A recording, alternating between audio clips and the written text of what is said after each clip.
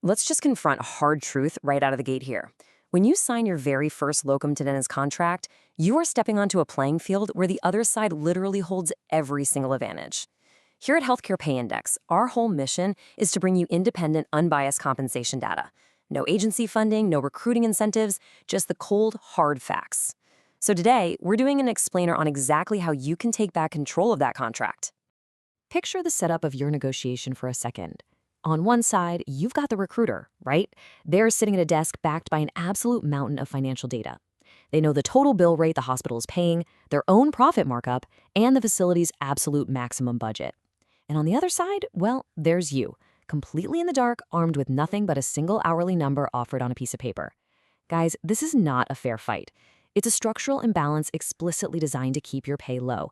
The person doing all the actual clinical work is the one with the least amount of financial visibility. Crazy, right?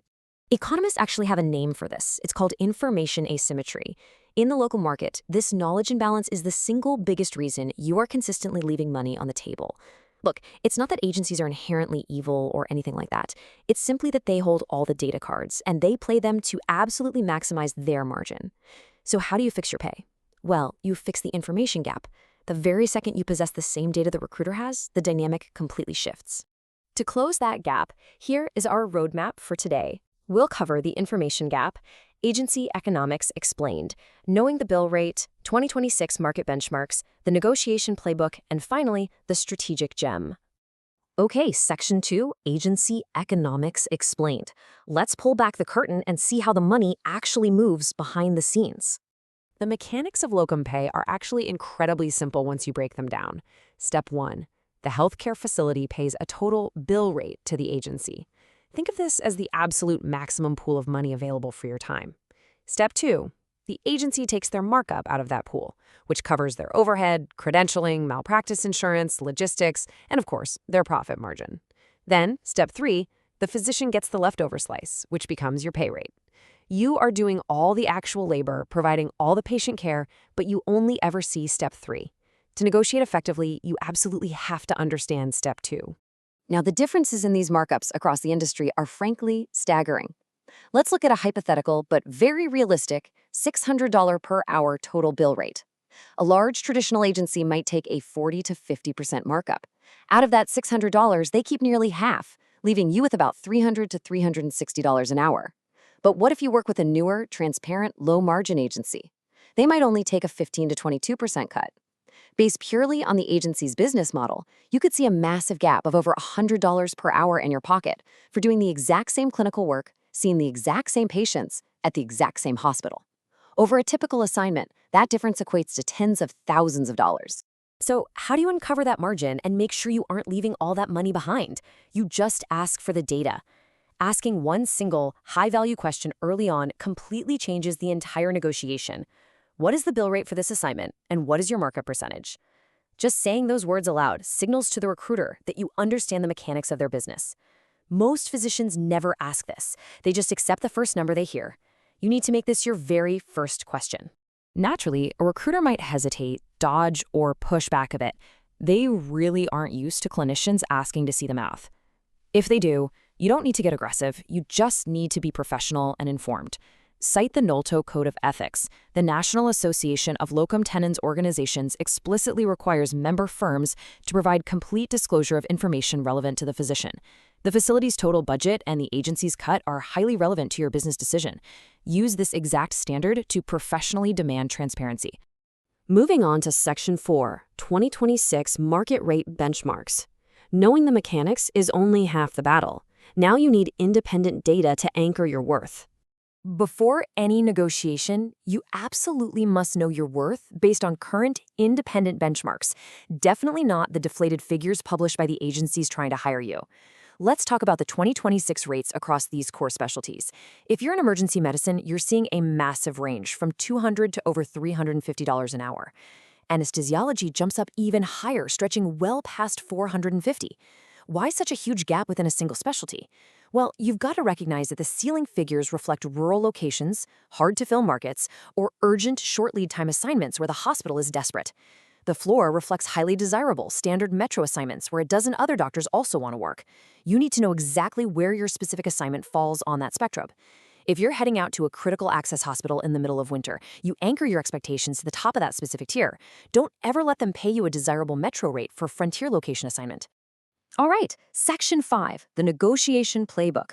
Let's move beyond your base pay and look at the exact levers you should be pulling. Treating the overall package as a fixed take-it-or-leave-it deal is a total rookie mistake.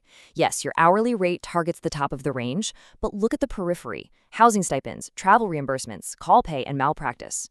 Movement on literally any single one of these items translates to real, tangible dollars in your pocket. Remember, you are a 1099 independent contractor. You are your own business. Every single line item is a variable you can and absolutely should adjust to maximize your total compensation package. Take travel reimbursement, specifically mileage. For 2026, the IRS standard mileage rate is 72.5 cents per mile. Lock that number in your head right now, 72.5. If an agency offers you a contract that reimburses your driving at 50 cents a mile, anything less than the standard means you are literally opening your own wallet to subsidize the operational costs of a multi-million-dollar staffing agency. Don't buy their gas for them. Demand the full federal rate. Then there is the critical trap of on-call pay. You will so often see contracts where on-call responsibilities are mysteriously bundled into your flat hourly rate. Never accept that. Establish your base clinical rate for the hours you are actually in the hospital first, and then force them to negotiate your call pay as a distinctly separate line item. You need to independently price out your call frequency and response requirements. If it's all bundled together with your clinical hours, you are almost certainly giving away your labor for free. Next up is malpractice insurance. If the agency provides a claims-made policy, you must ask one vital question: who pays for the tail coverage when the assignment ends? Failing to explicitly negotiate tail responsibility is honestly one of the most devastatingly expensive oversights you can make in locum tenens. A claims-made policy only covers you while the policy is active. If a claim is filed 3 years later, you need tail coverage. If it defaults to you, you could be on the hook for tens of thousands of dollars. Get it in writing every single time. To pull all this off, you need to honestly assess your leverage. Your power in a negotiation is not static. It fluidly changes based on the assignment. Are you going to a rural or frontier location where they haven't had consistent coverage in months? You have massive leverage, so ask for the top rate plus a daily per diem. Is the hospital scrambling for urgent coverage next week? High leverage, counter aggressively. But what if you want to work in a highly desirable sunny metro area with 50 other candidates in line behind you? Your leverage drops significantly. In that case, pivot your strategy to maximize your tax-free reimbursements instead of fighting a losing battle on the base rate. Understanding how these assignment factors shift the balance of power empowers you to push back with absolute confidence. And finally, Section 6, the strategic gem. Let's look at the ultimate power move for your next contract. If you only remember one single thing from this entire explainer, let it be this: the most perfectly crafted negotiation script in the world is utterly useless compared to the raw leverage of having multiple agencies bid against each other for your placement. Because multiple agencies often staff for the exact same hospital, you can actually find an assignment, shop it to a transparent, low-margin agency, and force competitive pressure on the traditional agency's margin. When they realize you are actively comparing their payout to someone else's for the exact same job, suddenly those inflexible rates become very, very flexible.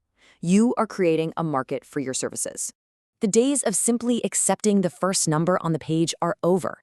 Now that you understand the mechanics of information asymmetry, the reality of agency markups, and the true value of your leverage, I want to leave you with this final thought.